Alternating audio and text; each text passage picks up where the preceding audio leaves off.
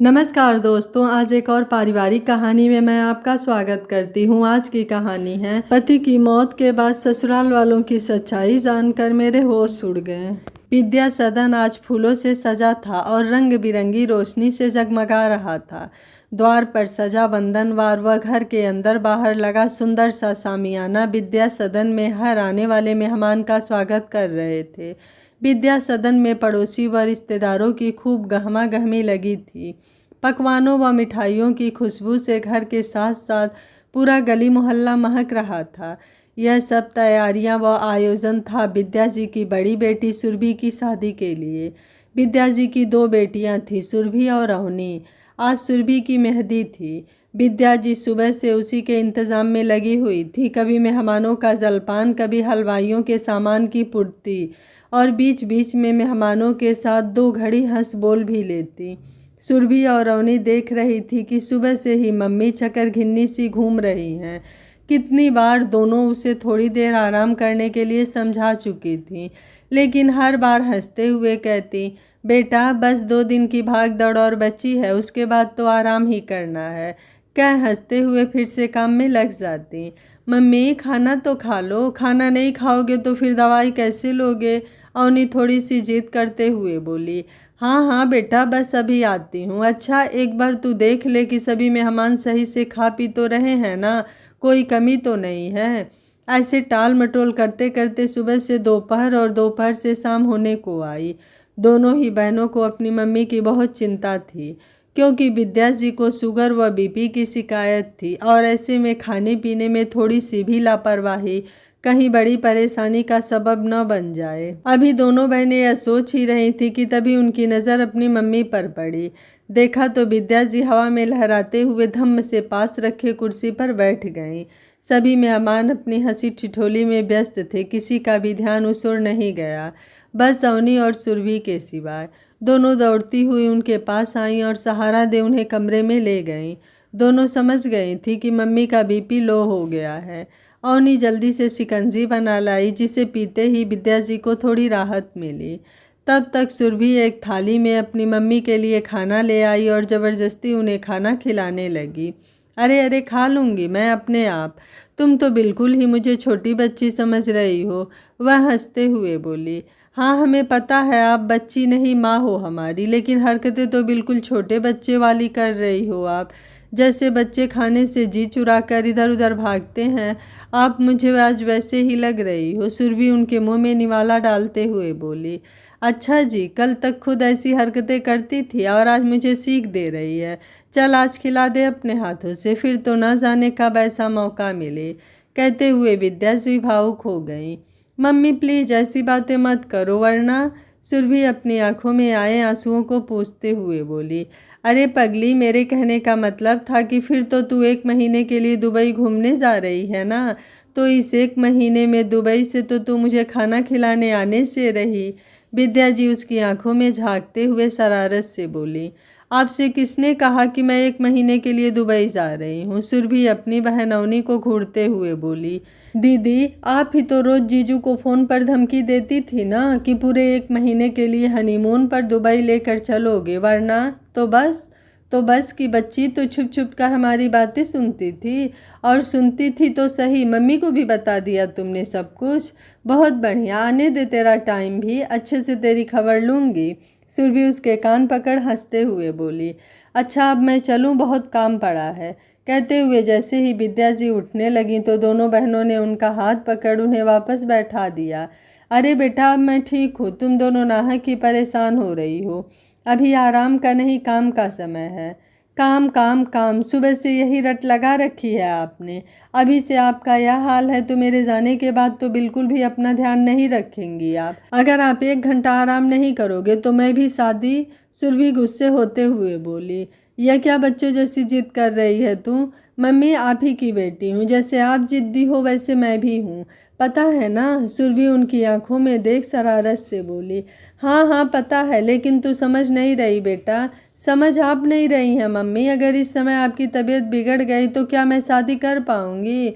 Mummy मुझे पता है आप बहुत हिम्मत वाली हो, सब संभाल लोगे, लेकिन सब संभालने के लिए भी तो शरीर को थोड़ा सा आराम दो। मम्मी क्यों इतनी टेंशन ले रही हो आप?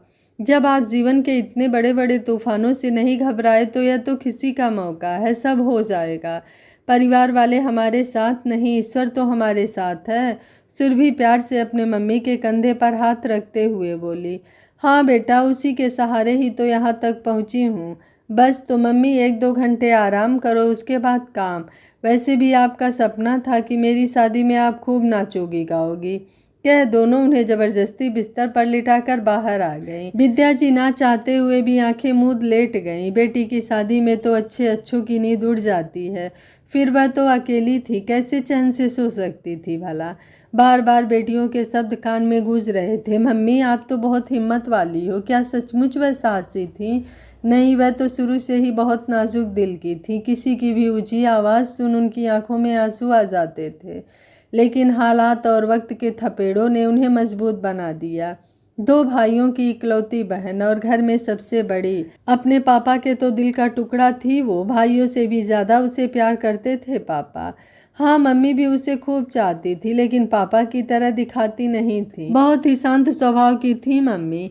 शायद उसने ये शांत स्वभाव माँ से ही पाया था, लेकिन इसी शांत और सरल स्वभाव का ही तो परिवार वालों ने फायदा नहीं, उन्होंने मन में आए नकारात्मक विचारों को जल्दी से एक और झटक दिया।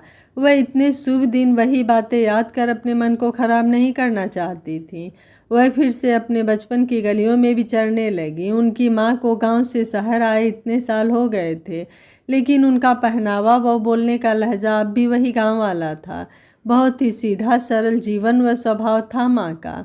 हमेशा अपने काम से काम रखती, अपनी बातों को भी शब्दों में कम, चेहरे के भावों से ज़्यादा दिखाती। उन्हें गुस्सा कभी आया हो शायद, विद्या को तो याद नहीं। हर वक्त चेहरे पर एक मुस्कान सजी रहती थी उनके। और ऐसी ही विद्या थी, अपने भाइयों से 2-4 साल ही बड़ी थी, लेकिन परिपक्वता किसी बड़े बुजुर्ग जैसी। स्कूल में हो या बाहर, हमेशा उन्हें अपने सानिध्य की छाँव में रखती। अपने हिस्से की कोई भी चीज़ उन्हें हंसी खुशी दे देती। बच्चों जैसी चपलता ना थी उसमें, ठहराव था बड़ों जैसा। शायद ईश्वर उसे आने वाले समय के लिए तैयार कर रहा था। पापा तो कितनी बार उसकी दानवीरता और सीधापन देख झल्ला जाते थे। अरे इतना सीधा बनने की क्या ज़रूरत है? तेरे भाइयों को अलग से ला कर देता हूँ ना, फिर क्यों उन्हें अपनी चीज़ें दे देती है? फ़ायदा उठाते हैं तेरे सीधेपन का, पापा हमेशा उसे समझाते। पापा आप क्यों इतना परेशान हो रहे हैं? भाई हैं वो मेरे। अरे वैसे भी मैं बड़ी हूँ तो उनका ध्यान रखना तो पड़ेगा ना मुझे। भाई बहनों में क्या फ़ायदा क्या नुकसान? इस लड़की को समझाने का तो कोई फ़ायदा नहीं, बिल्कुल अपनी माँ पर गई है। उसका तो चल गया, लेकिन ज़रूरी तो नहीं तुझे भी ऐसा ही घर परिवार मिले। बेटा थोड़ी दुनियादारी सीख, कितने सीधे सरल लोगों को दुनिया वाले जीने नहीं देते। उस समय विद्या को अपने पापा की कुछ बातें समझ आती, कुछ नहीं, बस मुस्कुरा भर देती थी। और अपनी लाडली की यह मुस्कुराहट देख उसके पापा प्यार से उसके सिर पर हाथ रख देते थे। विद्या निहाल हो जाती अपने पापा का हाथ अपने सिर पर पाकर।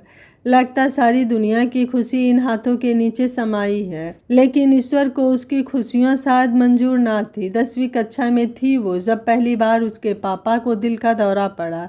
किसी को विश्वास नहीं हुआ, इतना जिंदा दिल इंसान जिसने कभी कोई उल्टा सीधा शौक ना किया था। अपने खान पान से लेकर व्यायाम, हर बात का तो ध्यान रखते थे पापा। फिर भी सही समय पर उपचार मिलने से पापा की जान तो बच गई, लेकिन डॉक्टरों ने उन्हें कोई भी भारी काम और तनाव लेने से मना कर दिया था। तनाव तो अब जिंदगी में ही आ गया था, घर का मुखिया, और वह भी ऐसी बीमारी जो ना जाने कब फिर से पांव पसार कर आ जाए। और क्या पता, हर बार किस्मत साथ नहीं देती। बच्चे तो अभी कंधे से ऊपर भी ना हुए थे, कोई जिम्मेदारी भी तो पूरी ना हुई थी। जीवन संगिनी इतनी सीधी, अगर कुछ हो गया तो क्या होगा इन सब का? यह सोच पापा को अंदर ही अंदर घून की तरह खाए जा रही थी। हाँ, पापा सबके सामने खुश रहने और सबको खुश रखने की पूरी कोशिश करते। उस दिन के बाद तो विद्या पापा की परछाई सी बन गई थी। घर पर उनके आने के बाद और काम पर जाने से पहले वह पापा की हर ज़रूरत का ध्यान रखती और कोशिश करती कि पापा अकेले ना बैठे।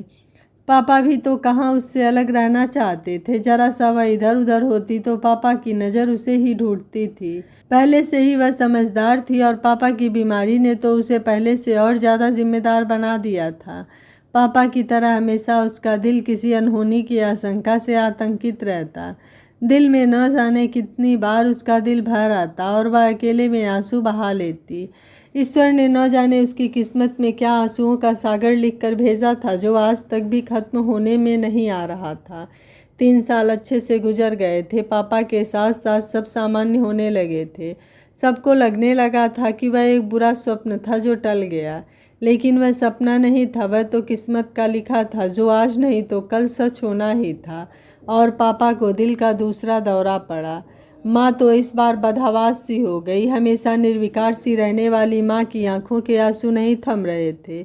मंदिर के सामने हरदम हाथ जोड़ मन ही मन ईश्वर से प्रार्थना करती रहती।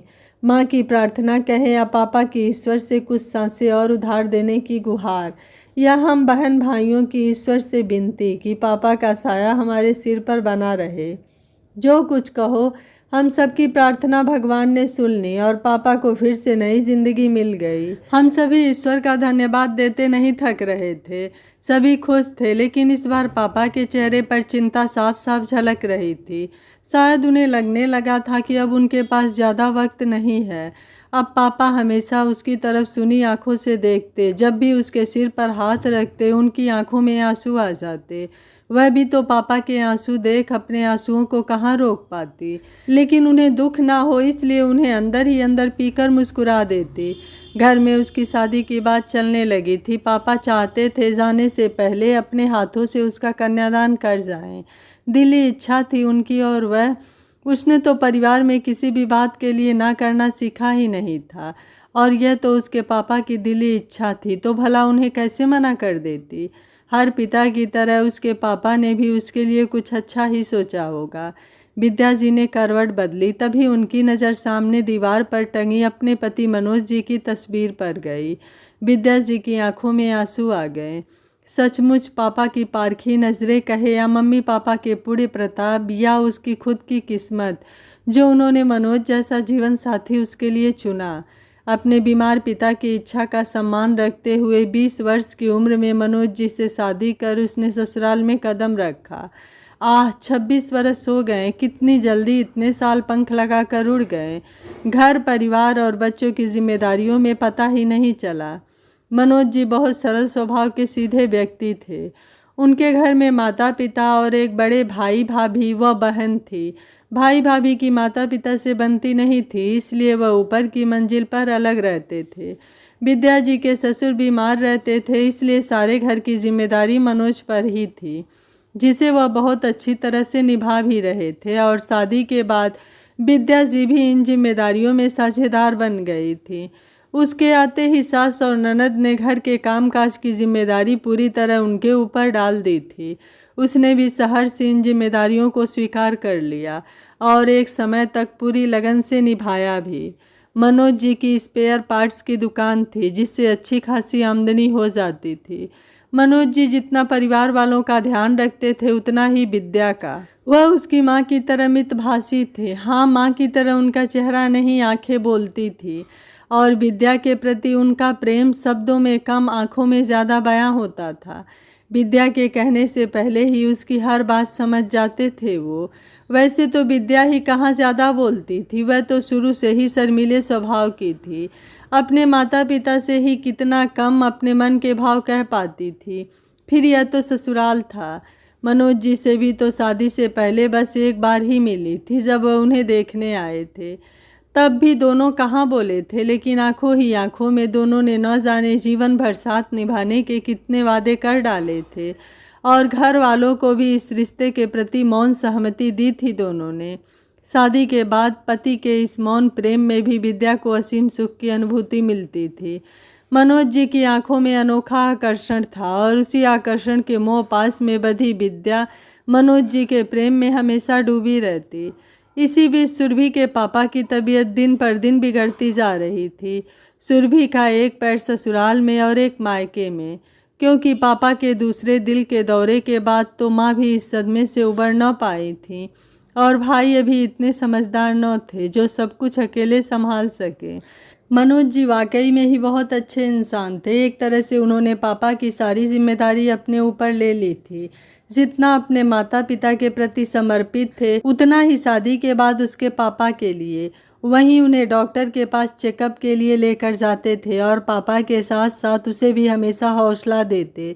विद्या के सास ससुर ने कभी भी उसे इतनी जल्दी जल्दी अपने मायके जाने से मना नहीं किया और ना ही मनोज जी को उसके पापा की सेवा पाने के लिए टोका। सचमुच विद्या खुद को भाग्यवान समझने लगी थी। ऐसे सास ससुर शायद ही किसी को मिले। हाँ शायद ही, क्योंकि वह दोनों तो सोचते हुए विद्या का मन उनके प्रति घृणा से भर गया। वह तो उनकी पूजा करती थी, लेकिन 1 वर्ष पूरा होते होते सुरभि ने उसे माँ बनने का सौभाग्य दिया। जितनी विद्या खुश थी उतना ही मनोज जी भी। उनकी खुशी में पूरा परिवार शामिल था। उसके मम्मी पापा भी तो खुशी से झूम उठे थे। वह खुशी मम्मी के लिए शायद आखिरी थी, क्योंकि उस दिन के बाद मम्मी कभी नहीं हंसी मुस्कुराई।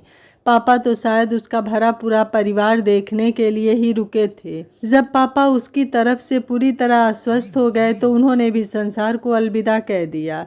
सुरभि 6 महीने की थी। उस समय पापा के जाने की खबर सुन विद्या तो अपनी सुध बुध खो बैठी थी। कितने ही दिन लग गए थे उसे इस सदमे से बाहर निकलने में। अगर मनोज जी ना होते तो शायद ही वह सामान्य हो पाती, लेकिन माँ तो उस दिन के बाद एक चलती फिरती लाश बन गई थी, जिनकी सांसें तो चल रही थी लेकिन संवेदनाएं खत्म हो गई थी। जी रही थी वह। शायद पापा से वादा किया होगा उन्होंने कि उनकी छोड़ी हुई जिम्मेदारियां वह पूरी करेंगी। वैसे भी ईश्वर ने हम स्त्रियों को एक अलग ही मिट्टी से बनाया है, जो बड़ी से बड़ी विपदाओं को भी हंस कर कहो या रोकर झेल ही जाती हैं और अपनी जिम्मेदारियों को शायद ही अधूरा छोड़ इस दुनिया को अलविदा कहती हूँ। तो मम्मी कैसे छोड़ सकती थी यह दुनिया? उन्हें तो पापा की छोड़ी हुई जिम्मेदारियां जो पूरी करनी थी। समय एक ऐसा मरहम है जो बड़े से बड़े जख्म को भर देता है और उसकी पीड़ा को कुछ हद तक कम जरूर कर देता है। जीवन आगे बढ़ने का नाम है। इसी फलसफे को अपना विद्या ने अपने पापा से बिछड़ने के दर्द को अपने सीने में दफन कर लिया और अपनी घर गृहस्थी को संवारने में जुट गई, क्योंकि इसी में दोनों घरों की भलाई थी। समय अपने बेग से आगे बढ़ता रहा। इसी बीच मनोज ने अपनी इकलौती बहन की शादी बहुत ही अच्छे घर में बड़ी धूमधाम से की। उसके पापा के जाने के आघात से जो आज तक भी ना उभर पाई थी वह थी विद्या की माँ। अपने अंतर्मुखी स्वभाव के कारण वह अपने मन की पीड़ा किसी से कभी व्यक्त न करती थी और अंदर ही अंदर एक गम में घुलती जा रही थी। वह अक्सर बीमार रहने लगी थी।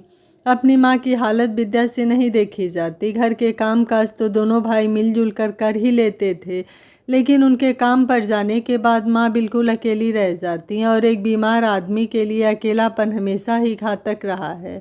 भाई काम करने लगा था, इसलिए मनोज और विद्या ने एक अच्छी सी लड़की देखकर अपने बड़े भाई की शादी कर दी।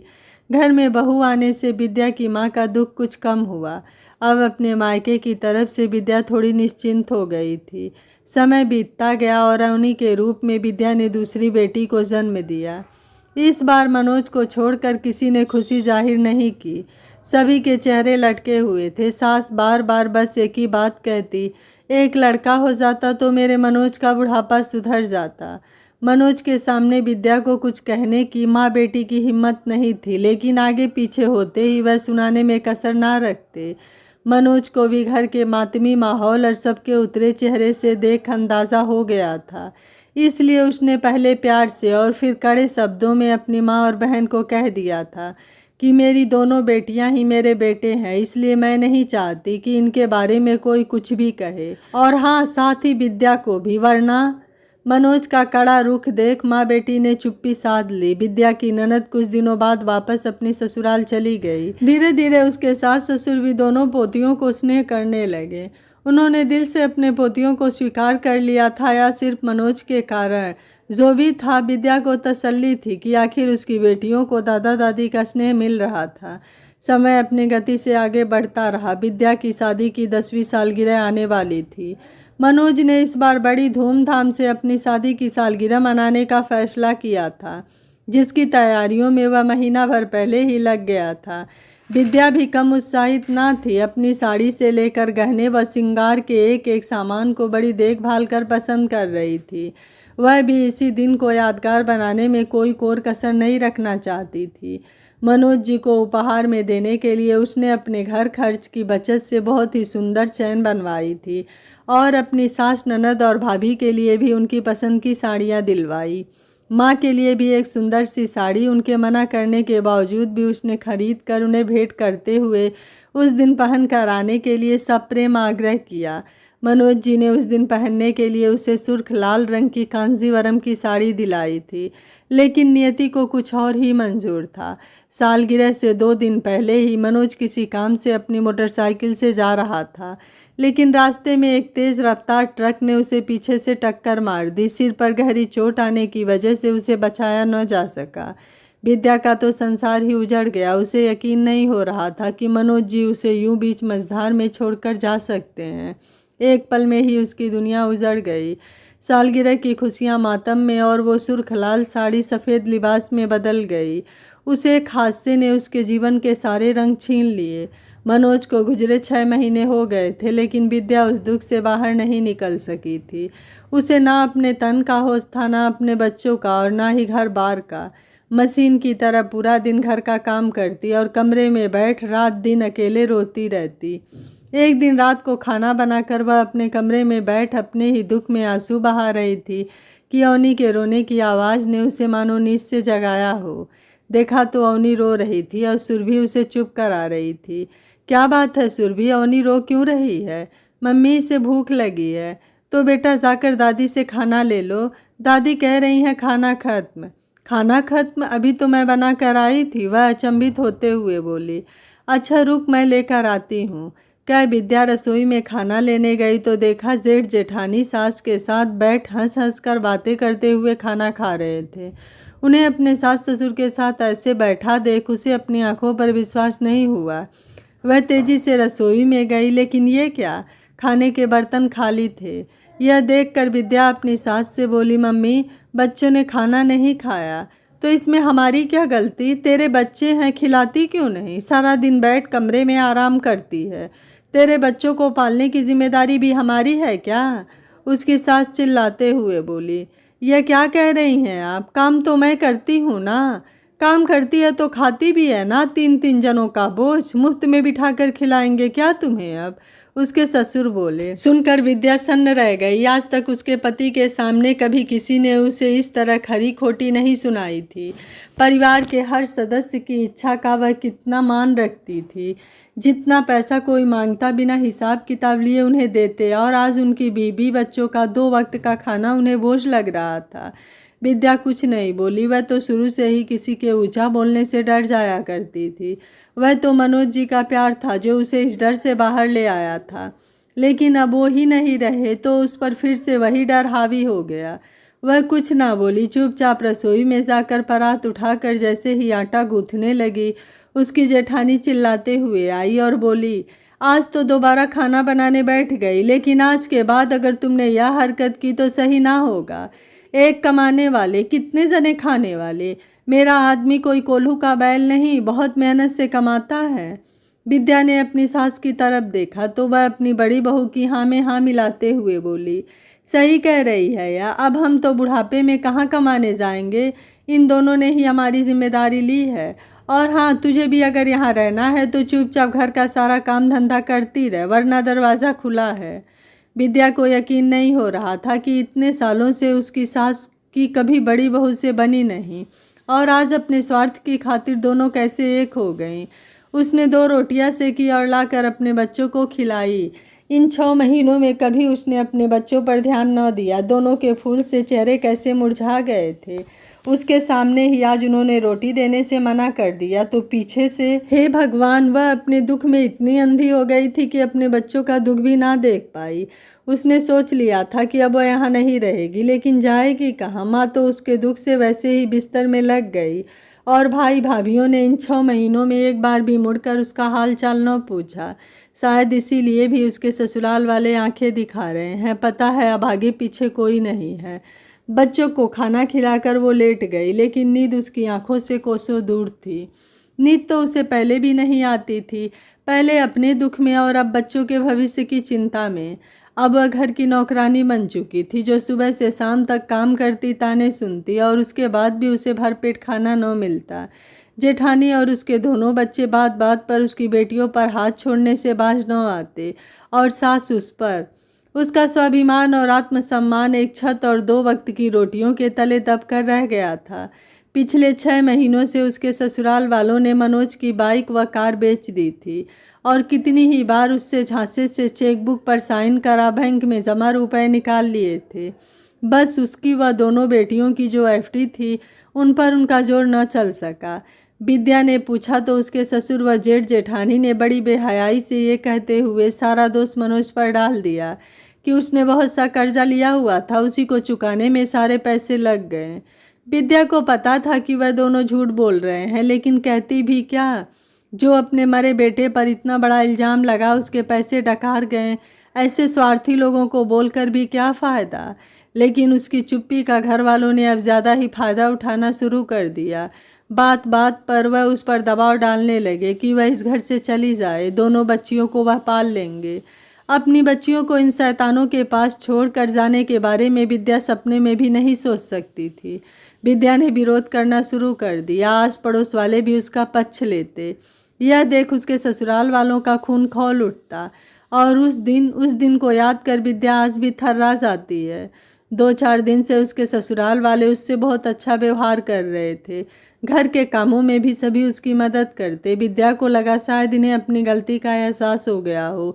हैं तो इंसान ही, देर से ही सही, चलो समझ तो आई, उसे तसल्ली थी।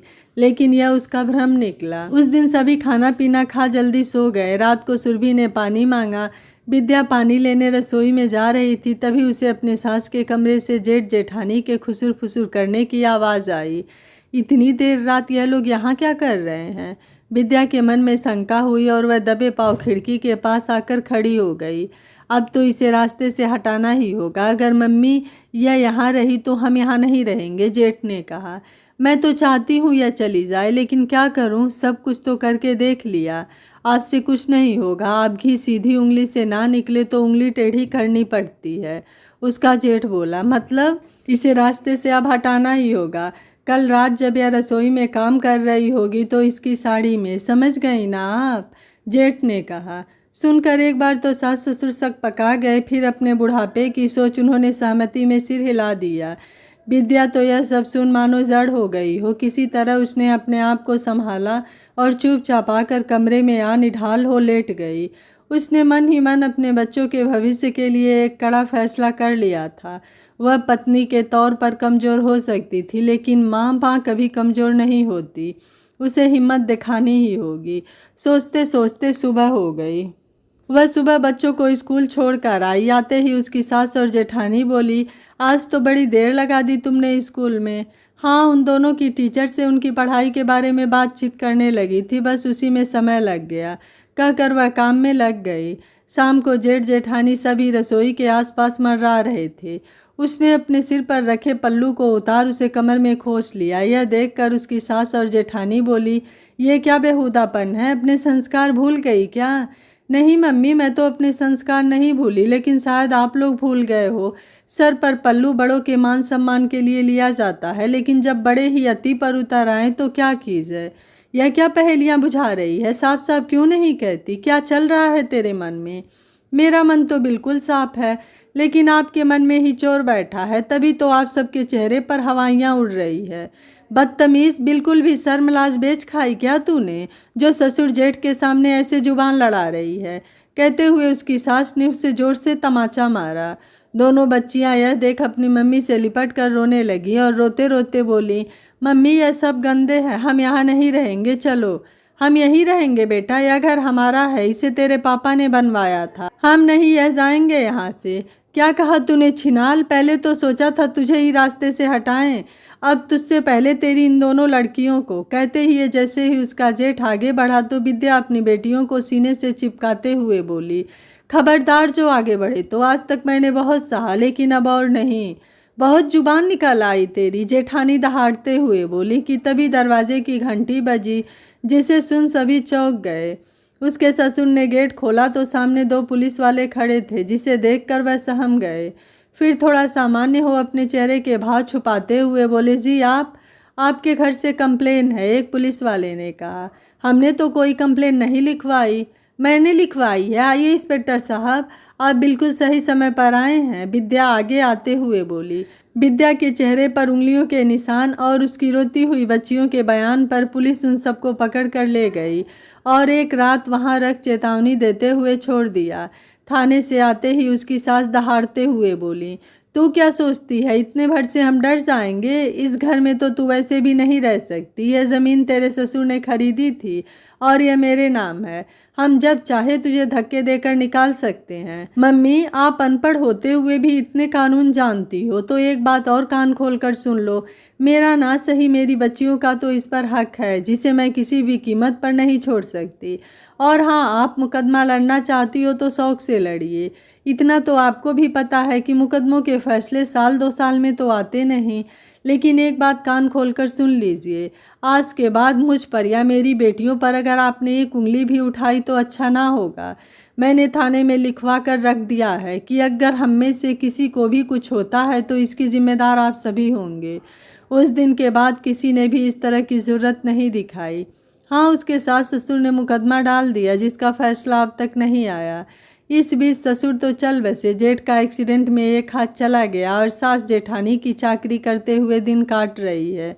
विद्या ने सिलाई कढ़ाई कर अपनी बच्चियों को शिक्षित कर पैरों पर खड़ा किया। बड़ी बेटी बैंक मैनेजर और छोटी बेटी सरकारी स्कूल में टीचर लग गई है। तीनों ने अपनी बचत से एक छोटा सा 2 कमरों का मकान भी खरीद लिया और वहां से निकल आए। सुरभि के साथ काम करने वाले उसके दोस्त के परिवार वालों ने खुद आगे बढ़कर सुरभि का रिश्ता मांगा। दोनों बच्चों की खुशी देख विद्या ने हाँ कर दी। घड़ी में 4 बजे के घंटे की आवाज़ से विद्या जी की तंद्रा टूटी और वह वर्तमान में लौट आए। समय देख वह जल्दी से उठकर बाहर आई तो देखा दोनों बेटियां और उनके दोस्तों ने सभी कामों को सुघड़ता से संभाला हुआ था। शाम को बेटी की मेहंदी में विद्या जी इतने सालों में आज पहली बार खुशी से बावरी सी होकर थिरक उठी। दोनों ही बेटियां अपने माँ को ऐसे झूमते देख भाव विभोर हो उनके गले लग गई। तीनों की आंखों में खुशी के आंसू थे। विद्या जी की तपस्या पूरी हुई, बेटी को बहुत ही अच्छा घर बार मिला था।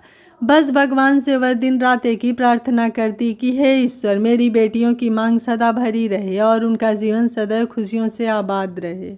यह कहानी आपको कैसी लगी, आप मुझे अपनी राय कमेंट बॉक्स में ज़रूर दीजिएगा। वीडियो पसंद आया है तो वीडियो को लाइक शेयर एंड चैनल को सब्सक्राइब कर लीजिएगा। Thank you for watching. मिलते हैं अगली कहानी में।